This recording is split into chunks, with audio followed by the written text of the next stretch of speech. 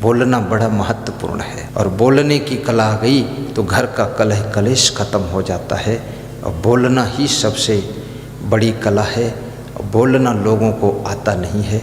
दुकानदार तुम हो, अगर बोलने की कला है, समझाने की कला है, तो आपकी दुकान पर ग्राहकों का मेला लगा रहेगा। और बोलने की कला नहीं है तो दुकान पर तुम ही दुकानदार मिलोगे, ग्राहक कोई नहीं मिलेगा। ग्राहक आता है, थोड़ा मुस्करा दीजिए, थोड़ा मीठा बोलिए, थोड़ा कहिए आइए बैठिए और पूछिए क्या चाहिए आपको, वो बताएगा। तो उसको बोल दो मैं दिखा देता हूँ, आपको पसंद आए तो ले लेना, नहीं तो दूसरी दुकान पर जाकर ले लेना। इस मार्केट में सब मिल जाएगा आपको। और फिर आपको कहीं ना मिले तो फिर मेरे यहाँ जाना, फिर ले लेना, कोई बात नहीं, दूसरा राउंड आओगे तो भी दे देंगे।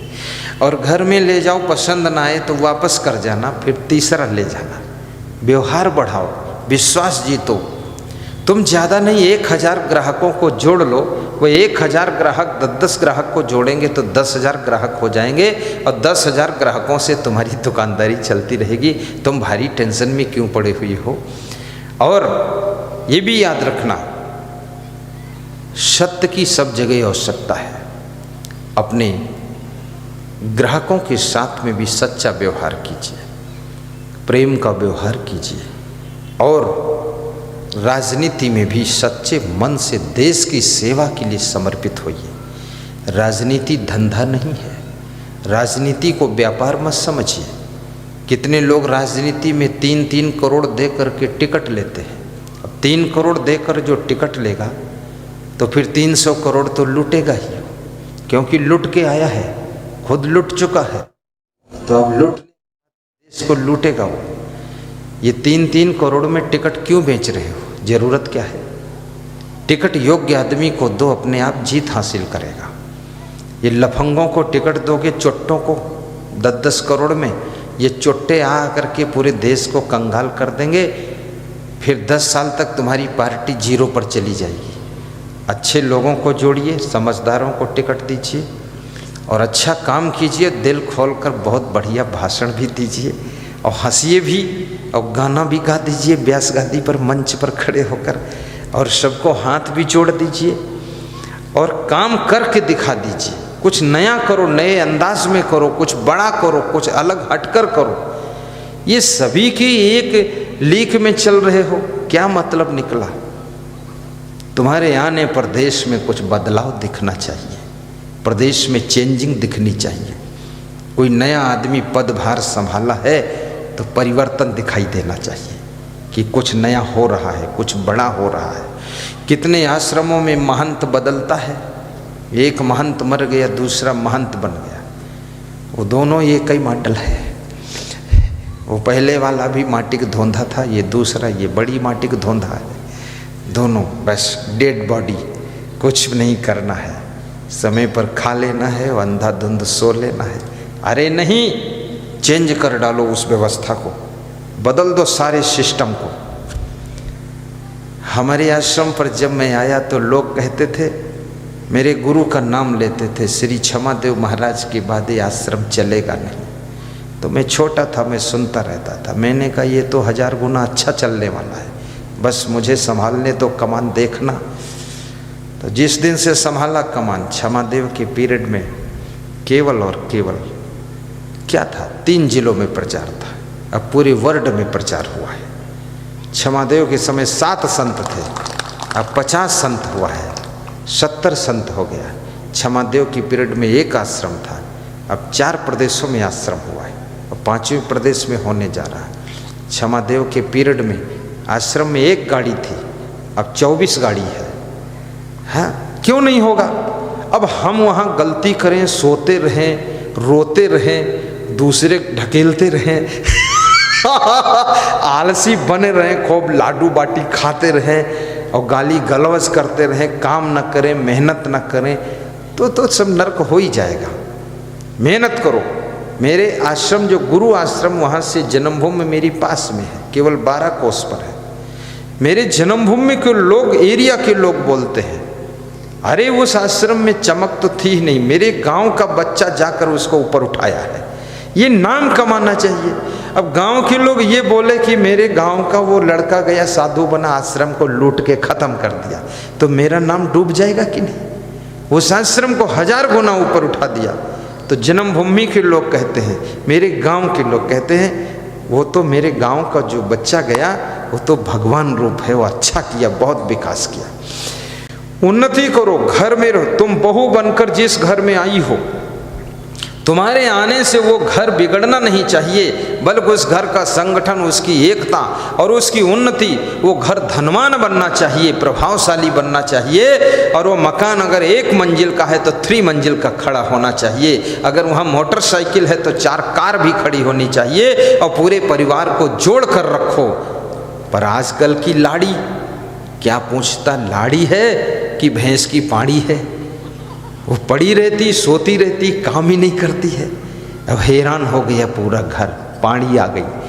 लोगों ने सोचा था लाड़ी आई हो, पाड़ी आई। ये काम नहीं करोगी, मेहनत नहीं करोगी, हमेशा फैशन में पड़ी रहोगी। कितनी स्त्रियों को देखो तो अपने होंठ में रंग लगाती है, फिर सिर में रंग, बाल में रंग, गाल में रंग, नाखून में रंग, अंगुली में रंग, फिर टांग में रंग, फिर पेट में रंग, फिर रंग में रंग, फिर पूरा घर हुआ तंग। ये सब क्या कर रहे हो तुम? अरे घर में भी रंग लगा दो ना।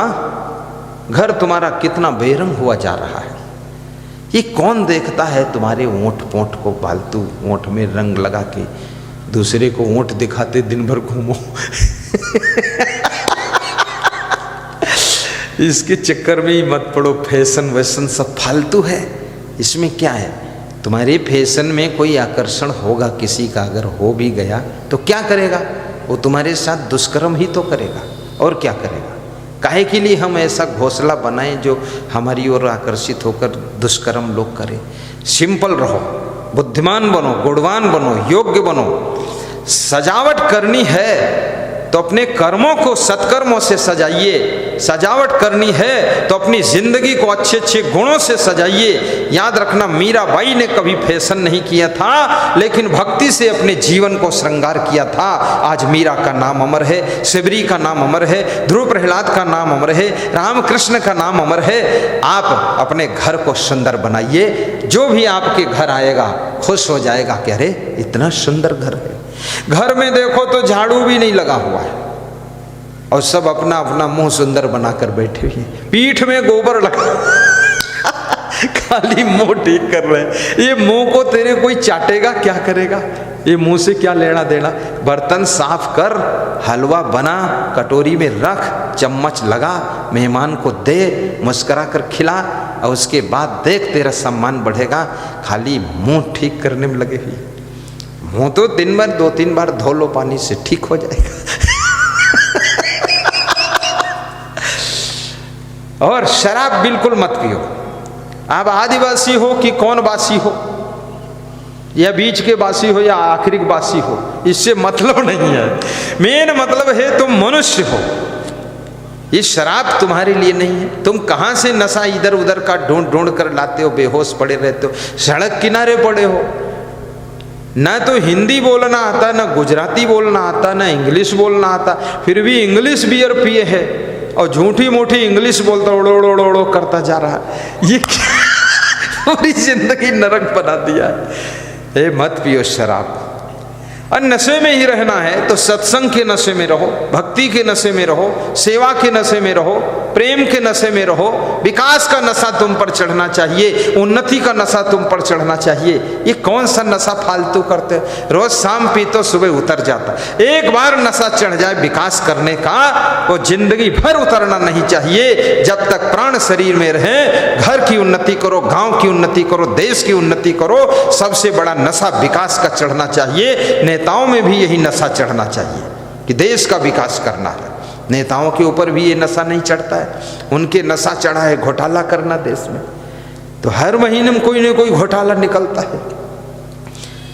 कहीं कोयला घोटाला, चारा घोटाला, कभी भैंसा घोटाला। अरे ये घोटालेबाज लोग, अब बहुत देश परेशान हो गया। मैं तो कहता हूँ हमारे भक्तों को भी आप जैसे अच्छे लोगों को भी राजनीति में कदम उठाना चाहिए। घर में बैठे बैठे खिचड़ी मत पकाओ। राजनीति बहुत सरल है, कठिन नहीं है। मैं तो साधु बाबा हो गया, नहीं मैं बहुत अच्छी राजनीति करता, मैं सीएम तो बनता ही, एक प्रदेश को दिखाता, ऐसे चलाना चाहिए। लेकिन अब उम्र भी निकल गई। अब 1 साल से सोचा तो मैं सोचा अब रही दो लफड़े में पड़ने के, नहीं 10 साल पहले सोचते तो फट से योगी आदित्यनाथ जैसे सीएम है ना, ऐसा एक प्रदेश का सीएम मैं होता। अब कैसे चलता है प्रदेश, फटाफट वीडियो कैमरा ले करके रात में चेकिंग करता, कौन पुलिस वाला सो रहा है चौराहे पर, कौन पान ठेला पर खड़ा, वीडियो शूटिंग बनाता।